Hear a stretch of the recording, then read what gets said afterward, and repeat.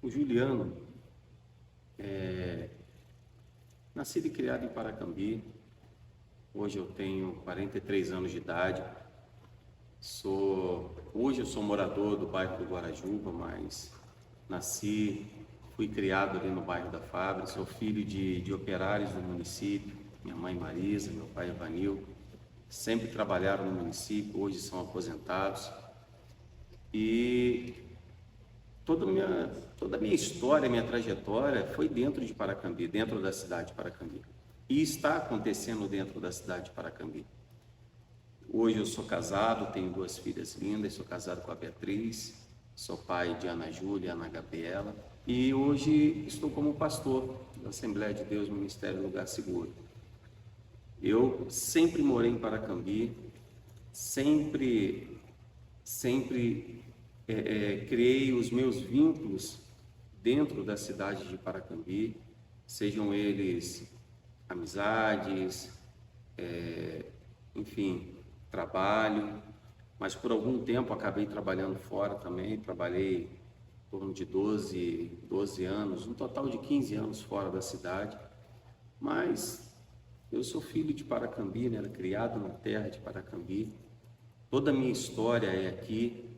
Desde garoto, joguei futebol no time do Brasil Industrial, desde o infantil, mirim, pré-mirim, mirim, infantil e daí por diante. Quando eu comecei a minha caminhada no Evangelho, foi também muito novo. Enfim, eu sou essa pessoa que gosta de estar em Paracambi. Eu sou aquele tipo de pessoa que quando acorda pela manhã gosta de um minuto de paz. Eu mesmo faço meu café, tomo meu café, curto aquele momento de paz ali e sempre próximo da minha família, não é? Hoje é isso. Hoje eu me vejo uma pessoa simples que leva uma vida simples, direcionada, guardada por Deus. Então, esse é o Juliano. O começo da minha caminhada, ela se deu ainda muito novo, eu era muito novo. Os meus avós, eles são... Meu falecido avô era pastor evangélico, pastor Nelson Ribeiro Pires, pastor da Batista do Sabugo, foi professor diretor do Seminário Unido aqui de Lages. Minha avó diaconisa, a diaconisa Floripa Alves Pires, melhor dizendo, Floripa Alves Pires, ela começou, né, a me levar para a igreja junto do meu avô. Eu tinha por volta dos 4, 5 anos de idade. Nessa faixa etária, nós saímos do bairro da Fábrica e nós íamos caminhando até onde hoje é o posto de saúde, a Igreja Batista é exatamente em frente ali no Sabugo. E nós íamos caminhando e o início da minha trajetória no Evangelho se deu desta forma. E eu lembro bem de algumas situações que marcaram. Eu gostava muito de vir caminhando com eles, porque eu vinha brincando pelo caminho. E logo ali na entrada do Sabugo, onde hoje é uma pensão, ali era uma padaria antiga. Sempre que eu voltava por ali, eu ficava na expectativa de que meu avô comprasse um picolé, um sorvete para mim. E aquilo me animava muito a estar com eles naquela caminhada. E 2 vezes por semana, muitas vezes domingo, nós fazíamos todo esse trajeto do bairro da Fábrica até o final do Sabugo e voltávamos caminhando. E assim eu comecei a caminhar no Evangelho. Era uma igreja ainda simples, uma obra antiga, uma parte bem pequena de alvenaria, mas o restante ainda era pau a pique, né? Aquele telhado simples, mas era uma igreja muito aconchegante, muito arrumadinha. Por mais que fosse um templo humilde, era um templo que, enfim, marcou a minha história. Eu lembro bem de alguns detalhes daquela igreja, cor da geladeira, enfim, muita coisa que marcou o começo da minha caminhada. Posterior a isso, já próximo dos meus 10 anos de idade, para 11 anos, eu tive vontade de passar pelas águas, mas por questão da idade, os meus pais, eles ficaram com receio, não permitiram. Pouco depois eu me afastei do Evangelho e fui ter algumas aventuras perigosas aí pelo mundo. Eu não digo perigosas porque é sempre perigoso estar longe da presença de Deus. E alguns anos se passaram até que eu retornei para a igreja e fiquei naquela instabilidade, vai e volta, mas consegui criar laços, criei amigos, passei por algumas denominações, né, onde os amigos estavam, ali eu estava. Por fim, quando tinha meus 17 para 18 anos, eu conheci a missionária Beatriz e comecei a frequentar a igreja aqui na Avenida Paraíso, do saudoso pastor Antônio de Assis. E ali eu posso dizer que essa história, a minha história, na minha caminhada evangélica, ela teve um momento mais, não vou dizer definitivo, mas um momento mais forte, porque ali eu comecei a viver experiências que eu ainda não tinha vivido com Deus, vi o Senhor operar coisas extraordinárias naquele lugar, e a gente começou a ter um pouco mais de profundidade no meio. Lembro bem que ainda namorando a missionária Beatriz, na época só Bia, né? E nós fomos num culto numa tia dela, na fazenda Tarietá, lá no Guarajuba. E um pastor que hoje mora em Angra dos Reis, pastor Marinésio Fernandes. E eu estava encostado numa mesa de sinuca, pois era uma varanda bem grande, eu estava encostado lá atrás, o culto acontecendo lá na frente. E o pastor, numa determinada parte do culto, no momento de oração, ele apontou o dedo lá para trás, apontou o dedo na minha direção e proferiu as seguintes palavras: jovem, Deus manda te dizer que tem uma obra muito grande na sua vida e essa obra é de pastor. Você vai ser um pastor da casa de Deus. E aquilo ficou gravado no meu coração, aquilo me marcou muito. E eu só estava começando a minha caminhada. Dali para frente eu olhei e comecei a buscar formas de me aprofundar cada vez mais no Evangelho. E assim foi. Fui passando por todos os grupos dentro da igreja. Fui líder de adolescente, fui líder de jovem, fui segundo secretário. Na igreja eu só não fui tesoureiro. Dirigi ministério de louvor, apesar da pouca habilidade cantando, mas tudo aconteceu dessa forma até a gente chegar aqui. Mas foi uma história, graças a Deus, rica, com bastante detalhe. Precisaria de um espaço só para contar essa história, mas uma introdução de como foi o meu início da caminhada no Evangelho foi esse. A Assembleia de Deus Ministério Lugar Seguro, ela nasceu no dia 23 de outubro do ano de 2016, quando nós fomos emancipados ministerialmente e tivemos a autorização para iniciar o trabalho. Quando eu falo tivemos a autorização, é porque eu tinha um pastor que era o meu pastor dirigente, meu pastor presidente, na verdade, e eu era convencionado por outro pastor, outro ministério. E quando da ocasião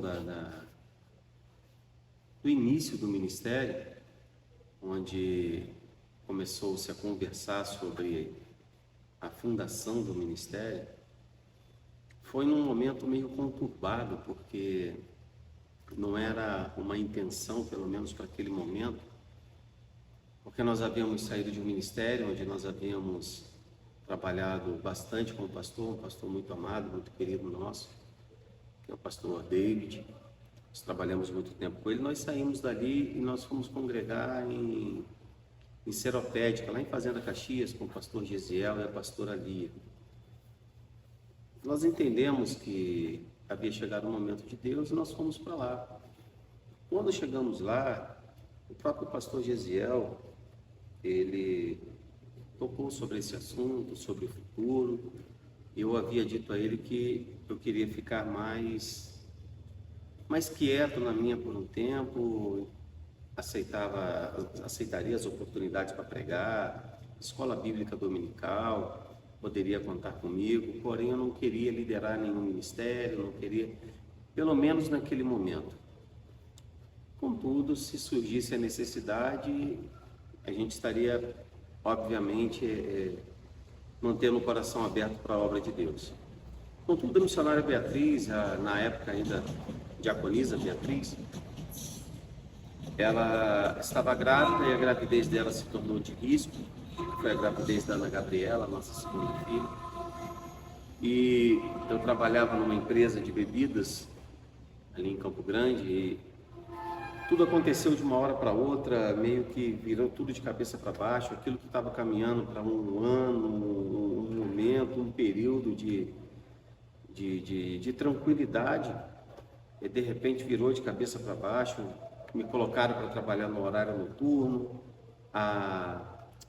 A gravidez da Beatriz se tornou uma gravidez de risco, ela já não podia mais congregar. Ficou difícil de eu levar ela para a seropédica, voltar em Paracambi, depois ter que ir para Campo Grande e chegar a tempo no trabalho. E a situação dela foi se agravando ao ponto dela não poder nem ao menos se levantar, se locomover muito durante um período. Depois, graças a Deus, ela teve a liberação para poder já andar, ir aos cultos, mas sempre com muito cuidado. Enfim, isso fez com que as coisas se acelerassem.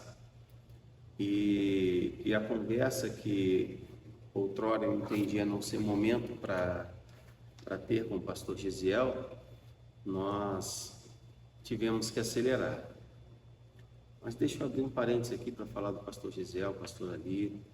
É um casal que nos recebeu com todo amor, com todo carinho. Pastor Gesiel, eu havia congregado com ele na Nova Vida de Paracambi, posteriormente congregado no pastor Antônio de Assis, na Assembleia de Deus no Ministério Atlas. E tínhamos feito uma amizade muito bacana desde aquela época. A pastora Lia nós conhecíamos também, desde quando ela trabalhava na loja Toque de Paz, enfim. Há uma família que nós temos um apreço, um carinho muito grande até os dias de hoje, pois abriram as portas para nós, nos acolheram como pastores e também como amigos. Então é um casal que nós ainda nutrimos um amor, um carinho muito grande, apesar de hoje termos pouco contato, mas o sentimento ainda continua. Contudo, ao acelerar essa conversa, ele a princípio ele queria abrir até um ministério, uma filial da congregação, o ministério Recomeçando no Fogo de Seropédica aqui, e para mais à frente me liberar para dirigir um ministério de forma individual, e eu não achei justo na ocasião, porque a minha palavra para ele foi: pastor, mas não vai ser justo com o senhor, não vai ser justo com a pastora Lia, não vai ser justo com o ministério. Por quê? Porque daqui a um ano e meio, 2 anos, na hora do Senhor me liberar, os membros vão ficar aonde? Tudo que foi adquirido pelos membros, isso pode criar uma situação um pouco difícil. Então, a gente já convive com tantas situações, e a preocupação sempre nesse sentido do que vão falar, né? Do que vão pensar, do que podem, enfim, questionar. E a minha fala para ele foi: o que tiverem que falar, vão falar com pouco tempo, com muito tempo, que nós estamos aqui, mas vamos tocar o projeto e vamos seguindo. Saindo de lá, eu fui na casa do pastor Carlos Magno, pastor do Ministério Vida de Laje, continua sendo um pastor referência para nós, na nossa convenção. E eu fui conversar com ele, porque eu era convencionado no ministério dele. Ainda era convencionado no ministério dele e não poderia tomar uma atitude dessa proporção sem a bênção dele. E assim foi. Eu recebi a bênção dos meus pastores, pastor Gesiel, pastor Ali, e recebi a bênção do pastor Carlos Magno também, em uma conversa na sua casa, junto à sua esposa. Estávamos Beatriz, minha esposa, pastor Carlos, Rosemary, sua esposa, nós sentados ali. Eu passei para ele toda a situação e ele nos abençoou. E no dia 23 de outubro de 2016, nós iniciamos o trabalho da Assembleia de Deus Ministério Lugar Seguro, ali na Avenida Hélio Ferreira. L. Ferreira de Souza, número 240, se não me falha a memória, o número é 240. E nós começamos essa trajetória, começamos essa história ali, o tempo foi passando, nós pagávamos aluguel, o Senhor foi enviando as pessoas e, graças a Deus, hoje nós estamos aqui prestes a completar 8 anos de caminhada na presença do Senhor. O nome Lugar Seguro. Essa é a parte.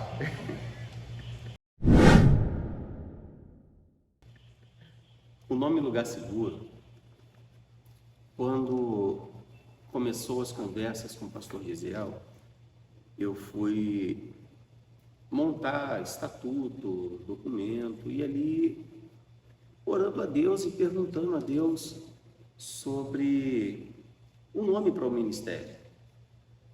Eu não queria abrir a igreja no começo em uma rua onde já tivesse um outro ministério.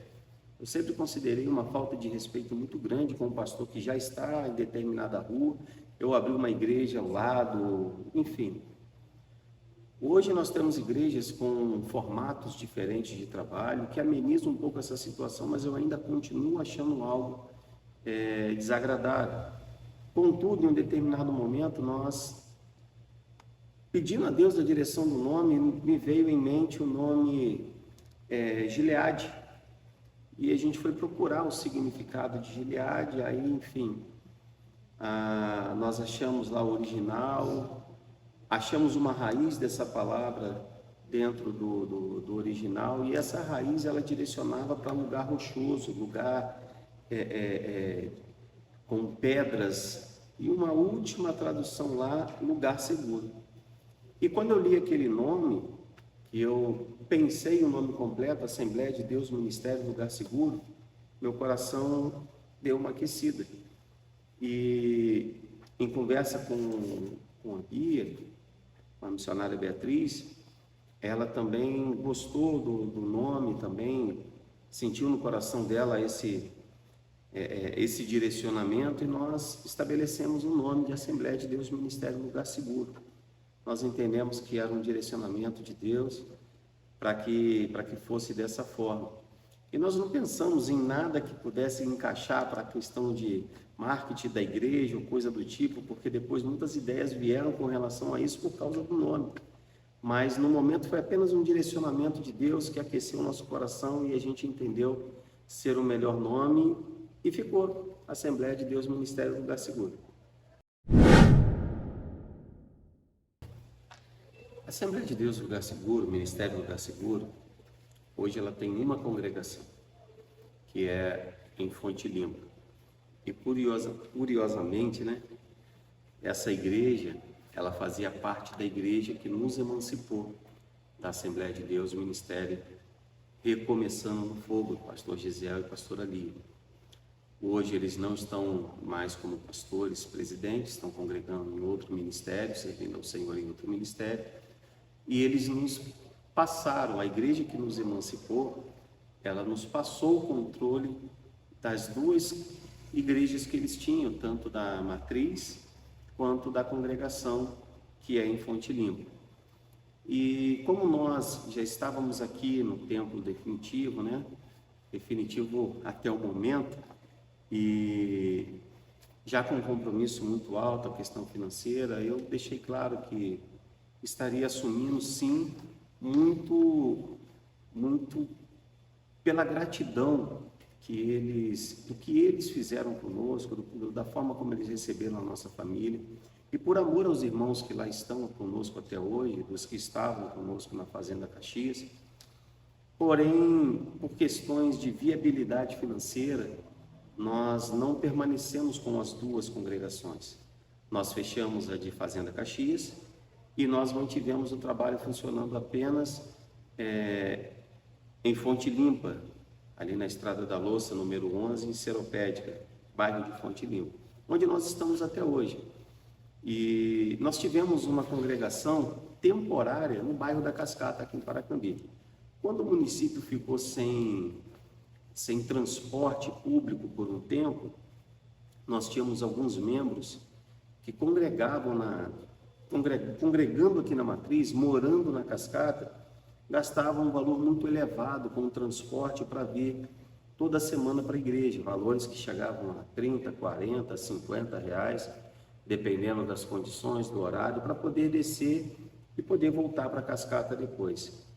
E por indicação até de um antigo membro do nosso ministério, que hoje não está mais conosco, uma pessoa muito querida, ele nos indicou um espaço ali na rua Vicente Sicarino, onde nós iniciamos um trabalho ali com uma proposta de ser um trabalho temporário, até resolver a questão do transporte público para que o pessoal pudesse novamente se locomover para a sua igreja ou até para suas igrejas, né? Pois existem membros de outros ministérios também morando no bairro da Cascata. E nós ficamos lá em torno de 10 meses a 12 meses. Contudo, a obra foi crescendo, começou com dois irmãos, uma família muito querida, e eles começaram o trabalho, e o trabalho foi indo. Com 10 meses, tinham 12 pessoas dentro da igreja e tinha uma família chegando, mais 4 pessoas chegando no ministério. A gente já poderia contabilizar um número de 16 pessoas. Contudo, conforme a igreja foi crescendo também algumas dificuldades, pois uma avenida de casas com uma igreja no meio começou a se tornar algo um pouco difícil de administrar com relação nos momentos de culto, som, bateria, instrumentos, e poucas pessoas ali se incomodaram, mas houve um incômodo por parte de algumas poucas pessoas, e eu não queria de forma alguma que a igreja trouxesse qualquer tipo de transtorno, e eu não queria também deixar o membro, o obreiro, na verdade, que eu deixei lá, e a sua família passar por qualquer tipo de situação constrangedora com relação a isso. Então, nós mantivemos a proposta do trabalho temporário, finalizamos as atividades lá, nós abrigamos aqui na Matriz alguns irmãos, outros se dirigiram a outros ministérios ali por perto, e glórias a Deus por isso. Trabalhamos lá o tempo que o Senhor nos permitiu. Se não tive o desejo de algum dia retornar, pois entendemos como o trabalho lá funciona, como tudo deve acontecer lá. Se o Senhor algum dia nos der essa oportunidade, nós retornaremos. Mas, em suma, hoje nós temos apenas uma congregação. Uma coisa que eu acho importante dizer, eu nunca tive na cabeça a ideia de que o ministério está crescendo porque nós temos aberto congregações, filiais por aí. Eu sempre tive em mente que eu primeiro preciso estabelecer bem a matriz, ter uma igreja consolidada, com saúde espiritual, com saúde financeira, para que a gente possa, daí por diante, iniciar projetos em outros lugares. Porque eu não sou a favor da ideia de mandar um obreiro para determinado lugar sem dar um mínimo de apoio.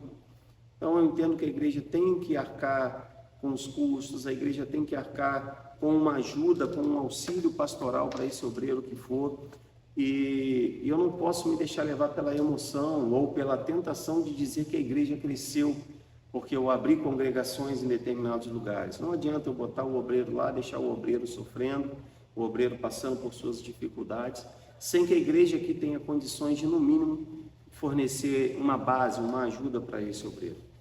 Então, hoje nós temos uma congregação com esse pensamento, com essa ideia. Se o Senhor nos der a oportunidade, num momento breve, de avançarmos nisso, nós vamos entender que foi o Senhor. Porém, hoje nós não temos em mente o planejamento para uma segunda congregação. Hoje nós temos a ideia de apenas manter o trabalho de seropédica e continuar esse processo de consolidação da Assembleia de Deus Ministério Lugar Seguro, matriz, né, aqui em Paracambi. Então, sobre o chamado pastoral, isso aí é muito pessoal, cada um ele vai sentir o desenvolvimento, enfim, vai sentir isso sendo gerado dentro de si, cada um de uma forma diferente. Mas ambos têm algo em comum, o amor por almas. Se essa não for a motivação de alguém que diz ter o chamado, principalmente o chamado pastoral, ele não tem um chamado de verdade. Agora eu costumo dizer para os obreiros que nós treinamos aqui, esse aí não ouviu o seu nome, esse aí ouviu um psil e achou que foi com ele. Ele não tem, de fato, a vocação. Ele pode ser um bom gestor, ele pode ser trabalhar muito bem com gente, enfim, um bom administrador, mas o chamado em si ele não vai ter. E esse desenvolvimento do chamado na minha vida, eu acredito que ele se deu ainda muito novo, quando começamos a trabalhar com ministérios, com grupos, aquela preocupação de, poxa, fulano não veio, poxa, mas fulano está desanimado. E isso faz parte de todo crente que ama almas, ama vidas. Porém, em um determinado momento, isso começou a mudar um pouco. E isso foi desenvolvendo, ponto que eu me tornei presbítero, né? Houve um chamado para a minha vida para servir como presbítero. O pastor Antônio de Assis me consagrou ao presbitério. Antes eu fui consagrado ao diaconato na Brasa Viva, o pastor Demilson, logo após o meu casamento. Mas como presbítero ali, nós iniciamos um trabalho com adolescentes que se desviaram, que pararam de caminhar, e nós recomeçamos o trabalho ali, pegamos dois jovens apenas que tinha, que é o evangelista Andrei, o esposo da diaconisa Daniele, e a irmã dele, a Gabriele, foram os dois que tinham nesse grupo de adolescentes, e outros adolescentes que haviam se afastado. Nós começamos a ir na casa de um por um. Infelizmente, nós não conseguimos resgatar todos. Tivemos histórico de um adolescente que infelizmente veio a falecer, enfim, coisas dessa vida, né, de quem se acostuma a viver longe de Deus. E ali as coisas foram se desenvolvendo e a gente começou a ver com uma amplitude um pouco maior esse cuidado de pessoas, o cuidado de almas, até o ponto que, servindo ao Senhor com o pastor David, na então Assembleia de Deus Ministério Palavra de Paz, eu fui consagrado a pastor. E na minha mente eu cheguei na onde eu deveria chegar, né? Como pastor, estava ali auxiliando o pastor David. Nós tínhamos um projeto de crescimento grande. Eu falo tínhamos, irmãos, porque eu, como pastor auxiliar, eu tinha que encarar o projeto do meu pastor como meu. Então, por isso que eu falo dessa forma, tínhamos um projeto grande, porque o projeto que ele apresentava era o projeto que eu trabalhava junto com ele, em prol dele, tendo a mesma visão, buscando as mesmas coisas, se empenhando da forma que eu podia me empenhar. Enfim, esse chamado pastoral ele ficou mais acurado ali. E quando veio acontecer a questão da emancipação, aí nós passamos a ter um entendimento da proporção disso tudo de uma maneira real. Porque você ser pastor auxiliar é uma coisa. O pastor David teve muita paciência comigo. Ele teve muita paciência para me ensinar muitas coisas. Ele, como um recém-pastor também, um pastor novo, ele teve essa paciência, enfim, me orientou, me ensinou muita coisa. E eu sou muito grato a ele por isso, mas eu também sou grato a Deus, porque depois disso me deu as experiências que eu ainda preciso, né? Nessa caminhada, pois só quando você está à frente da obra, onde o peso de fato está sobre você, que você tem uma dimensão real do que é a vida pastoral. Eu lembro bem de uma brincadeira que o pastor Carlos Magno, aquela brincadeira bem séria, eu falo isso de forma descontraída, que no momento da emancipação, o pastor Carlos Magno, ele fez uma pergunta para a igreja, né? E deu aquela olhada para mim assim de lado e falou: eu queria entender o que passa na cabeça de alguém para querer ser pastor de igreja. Eu acho que essa pessoa não está bem ou ela não sabe o que vai enfrentar. Aí deu aquela olhada para mim assim. E eu lembro bem dessa fala, porque hoje eu entendo o porquê dele fazer esse comentário no momento ali da sua oportunidade no dia da emancipação. Porque, irmãos, a luta é muito grande. A gente passa a viver coisas que a gente, em situações normais, nós não nos permitiríamos viver.